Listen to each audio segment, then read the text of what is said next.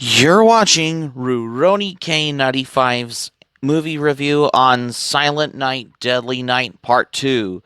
Hi, Ruronis. This is your pal Rurouni K95 here. Today's movie review, we get to cover a sequel to Silent Night, Deadly Night. Even though I have looked back on my previous movie review on Silent Night, Deadly Night, which it all has got to me for today's movie review, is Silent Night, Deadly Night Part 2. Silent Night, Deadly Night Part 2 is a 1987 American black comedy slasher film edited, co-written with Joseph H. Earl and directed by Lee Harry. It is the sequel to the 1984's controversial holiday slasher film Silent Night, Deadly Night and was followed by Silent Night, Deadly Night 3, Better Watch Out. In 1989, its plot focuses on Ricky Caldwell, the brother of Billy Chapman, and his own trauma regarding his parents' Christmas Eve murders, which triggers his own killing spree. The film relies heavily on the flashbacks, utilizing approximately 50 minutes of the archive footage, which is from the original film, which is Silent Night, Deadly Night, even though I've already reviewed Silent Night, Deadly Night last year, utilizing as well approximately 40 minutes of archive footage from the original film. It is the only Silent Night, Deadly Night film to be not to be released in November because this was the first time. So let's review Silent Night, Deadly Night Part 2. Let's begin. The sequel picks up on Christmas Eve, 4 years after the first Silent Night, Deadly Night movie, starting with Ricky Caldwell, the 18-year-old brother of the first film's killer, now being held in a mental hospital, sentenced there for life after a trial he had for a series of murders that he committed. While being interviewed by the psychiatrist, Dr. Henry Bloom, Ricky tells the story of the murders his brother Billy committed throughout the series of several flashbacks using footage from the original Silent Night, Deadly Night movie, particularly of how it begins, particularly as well. These flashbacks have new shots to make Ricky and appear more of Billy's original story. Starting with particularly on these flashbacks on the Silent Night, Deadly Night, of how he tells about that Ricky was just a baby and Billy was only 7 when they were on the way to see their grandpa at the on Christmas Eve. But when they come back, he witnessed it that when he was a baby, that Billy's parents were killed by a killer Santa Claus in the first Silent Night, Deadly Night. A killer dressed as Santa Claus that killed his parents, which traumatized in before he and Billy were at St. Mary's Orphanage as well as the rest of the story of the plot, particularly how these kind of flashbacks that you see in Silent Night, Deadly Night Part 2, and especially these footages from the original Silent Night, Deadly Night movie, which it all has got to him. After this, Ricky tells his own story after Billy's death. He was adopted and given a good upbringing, but his trauma was never treated. After his foster father's death, Ricky loses his composure and commits a series of random murders, targeting people who are naughty. A chance for a normal life seems to appear when he starts dating Jennifer Statson, but an unpleasant encounter with Jennifer's ex-boyfriend Chip sends Ricky over the edge. He kills Chip by electrocuting him with the jumper cables that are attached to the car while Jennifer watches. I mean, it's not like what you expect seeing him yelling out, "Oh my God," like the guy from Troll 2 as well. Because, of course, Ricky kills that guy Chip because I'm surprised Chip never even yelled, "Oh my God," kind of like the guy from Troll 2 as well, if it was. Of course, Ricky kills Chip, however, in the movie Silent Night, Deadly Night Part 2, and uses the car antennas to strangle Jennifer to death. A security guard witnesses this, and as Ricky is about to get arrested, He grabs the guard's gun and shoots him in the forehead and goes on a shooting spree. Kills at least three more people throughout a suburban neighborhood, including one man taking out his garbage before shooting him. Ricky was yelling out particularly "Garbage Day," which this scene would later become an internet meme. Of course, later on, Ricky gets himself into a standoff where he tries to and fails to commit suicide before getting arrested by the police as well. As you expect seeing in Silent Night, Deadly Night Part 2. Cutting back to the present day, Ricky kills Dr. Bloom and escapes from the mental hospital because and the however, particularly the police officer with Sister Mary were listening to the interview tapes, and here's the other inmates at these mental hospitals sees Ricky was on the loose, saying he's going loose and all. The police officer with that particularly with a tape recorder witnesses how he wants to say knew that Billy's brother Ricky Caldwell has escaped from the mental hospital on Christmas Eve.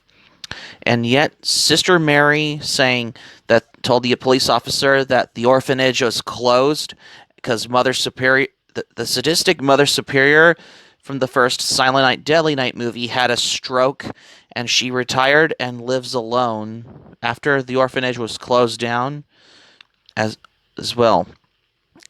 And then Ricky came by and he was murdering a Salvation Army Santa and stealing the costume. Ricky plans a mission to accomplish what Billy failed to do, which was to kill Mother Superior, as well as how he wanted to do that he hasn't done for a very long time. Because when Ricky dressed up as Santa Claus after he killed the Salvation Army Santa, of course, after chasing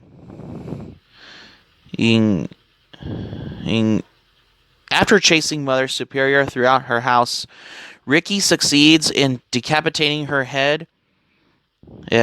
After when Mother Superior faces off to Ricky by saying, "You come and face me because I am not afraid of you," and because Mother Superior said to Billy said to Ricky that Ricky is weak, just like his brother from the first film, and because she had a stroke and she's in a wheelchair, what Mother Superior had, particularly, although what you see something going on in Silent Night, Deadly Night Part 2, especially for this movie as well. Yeah, because Mother Superior said that Ricky is weak, just like his brother Billy which is from the previous Silent Night, Deadly Night movie, which she mentioned particularly from the events of the Silent Night, Deadly Night movie as well. I mean, that's how, which is probably until Ricky kills Mother Superior with an axe. The police cars comes after Ricky cleans up the blood and stages the scene to make it look like Mother Superior sitting in a chair by placing the loose, unconnected head on her body. As soon as this is discovered by the police officers and that had arrived in the scene, a screaming Ricky leaps out and prepares to attack, but is shot down on the patio door, which means he has been gunned down. Sister Mary wakes up and the police officer tells her, "Hey, he's gone, sister. It's over." Then she turns over and sees Mother Superior's severed head before screaming in terror.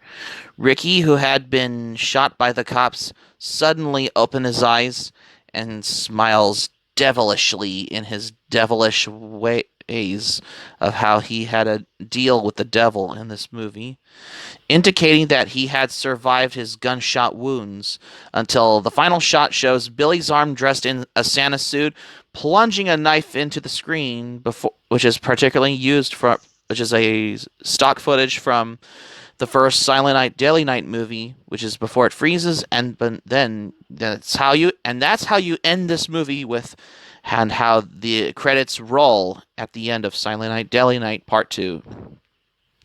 So that's my review on Silent Night, Deadly Night Part 2 as well. I mean, the film received a limited release theatrically in the United States in 1987. It grossed about $154,323 at the box office. The film was released on VHS in the United States by International Video Entertainment in 1987, while Image Entertainment released it on Laserdisc. The film was available on DVD double gift pack on October 7th, 2003 from Anchor Bay Entertainment, along with the original Silent Night, Deadly Night movie, but was discontinued due to copyright problems and is currently out of print, particularly as it was if it would have been remastered at this point. On December 4th, 2012, the film was again released alongside Part 1 as a two-disc Christmas Survival double feature, containing the same archival bonus features as the 2003 release as well. In the United Kingdom, the film was declined a certificate by the BBFC after the distributors refused to make the cuts required for an 18 certificate as well. Also, on the commentary, the production, however, on the film's DVD's commentary, the filmmakers said they wanted to make, we were paid a dismissal amount of money to make the film. Originally, they say they were told to re-edit the first film and pass it off as a sequel.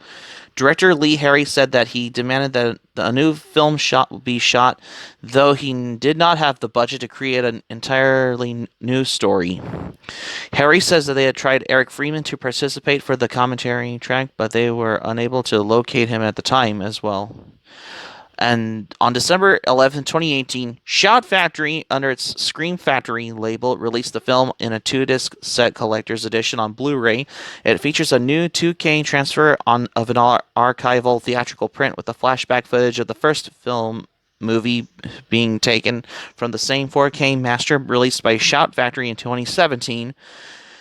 It contains a new special features produced by Justin Biaham's Reverend Entertainment, such as interviews with director Lee Harry, actors Eric Freeman, James Newman, Elizabeth Caton, and Daryl Guillebeau, and Kenny McCabe, and makeup effects artist Christopher Biggs. It also contains special features from the 2004 and 2012 DVD releases as well. Scream Factory also released the film in a limited edition collector set that is limited to 2,000 orders. It contains the Blu-ray set along with a 18x24 poster of the Blu-ray's artwork cover and an 8 action figure of Ricky Caldwell as well. Although this film has gained a cult following, and the phrase "garbage day" has become an internet meme as well, particularly for this movie like Silent Night, Deadly Night Part 2. Although the movie Silent Night, Deadly Night Part 2 was released on April 10th, 1987, just so you're wondering. I mean, now if this was Home Alone, then I would have been compelled for my previous movie review, because Kevin should think first when there's Rick about setting booby traps when he is going to get killed by Ricky dressed as Santa Claus from Silent Night, Deadly Night Part 2. But it's Silent Night, Deadly Night Part 2 because this movie makes A Christmas Story look like Halloween or Friday the 13th, which is what I recalled this movie as well for Silent Night, Deadly Night Part 2. And speaking of which, this movie was released in 1987, probably around the same time as anime movie like Wicked City at the time in Japan as well. So that's going to be it for my movie review on Silent Night, Deadly Night Part 2 for today. Thank you for watching, but before we go, here's my thoughts on this. When I first watched it, I really knew that they used footage from the first Silent Night, Deadly Night movie, even though I look back on my previous movie review on Silent Night, Deadly Night, which is probably a year ago, I guess, particularly. I don't know if I can review one of the Silent Night, Deadly Night sequels, because, the spoiler alert. Check out Cinema Snob's videos for their works. Hope subscribe for content. My anime plan link in the description. I'll share this video on your Twitter and Facebook. If you have Twitter and Facebook account and all social media, be sure to give this video a thumbs up by clicking on the like button on this video. Feel free to leave in the comments in the comment section. Be sure to subscribe to my channel, RoniK95. Feel free to join my channel, especially if you're new to my channel. Hit the notifications bell. Be sure to get notified and keep it otaku for my anime reviews. And I got another movie review coming up next year. Stay tuned for my next movie review, because the holidays is coming up, starting with my movie review on the Santa Claus. Until next time.